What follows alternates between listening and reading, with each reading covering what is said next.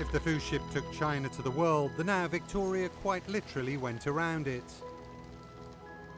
In 1519, Portuguese explorer Ferdinand Magellan embarked on arguably the greatest sea voyage ever undertaken. Setting sail from Seville in a 5-ship flotilla, his mission on behalf of the Spanish crown was to find a western route to the Moluccas, or Spice Islands, in modern-day Indonesia.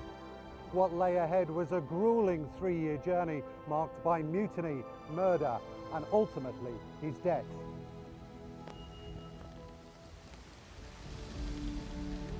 This time, thankfully, our quest is much shorter. From Jersey, we're heading north along the Normandy coast to the port of Fécamp. Javier is my guide. Javier, the scale of the task facing Magellan and his crew is simply huge. How challenging is it to sail a ship like this? Well, it's so hard to maneuver even nowadays with an engine, and back then they depended solely on the wind that made it possible only when blowing from stern or close to it. The weed staff also is quite hard to move, especially in heavy seas, because you are pushing directly against the waves and currents, and they always had to go looking for the trade winds. By the time the Portuguese commander had crossed the Atlantic and entered the Pacific, he'd already brutally suppressed a mutiny. But it was just a taste of the horror that lay in store. Forging across the vast Pacific Ocean, starvation and scurvy set in. The expedition didn't make landfall for almost 100 days. It's hard to fathom what life was really like on this ship 5 centuries ago, but we do know it was one full of peril. How am I doing? You're doing fine. From what we know, conditions and life on board were pretty dreadful, a bit like that climb we've just done. How did the crew survive? Well, nearly all of them actually didn't. The main problem was the lack of fresh water and fresh fruit and vegetables.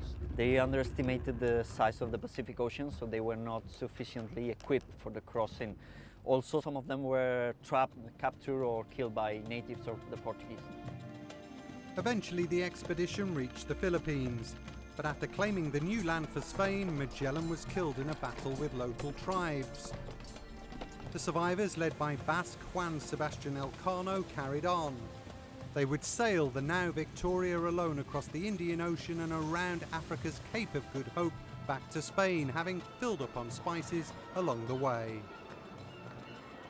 History seems to have overlooked Elcano, but it was actually him that circumnavigated the globe, wasn't it? Yes, and it's funny because he was not even a captain at the beginning of the expedition, and he took part in a mutiny against Magellan. He got promoted later on as a result of the crew decreasing.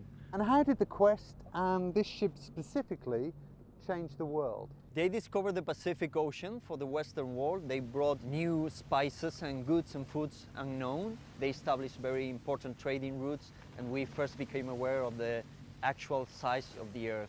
And I think it was quite a remarkable quest. Of the 250 men or so that originally set sail, only 18 in the Nao Victoria, the sole remaining ship, returned. But they had proved our world was one, setting the stage for globalism.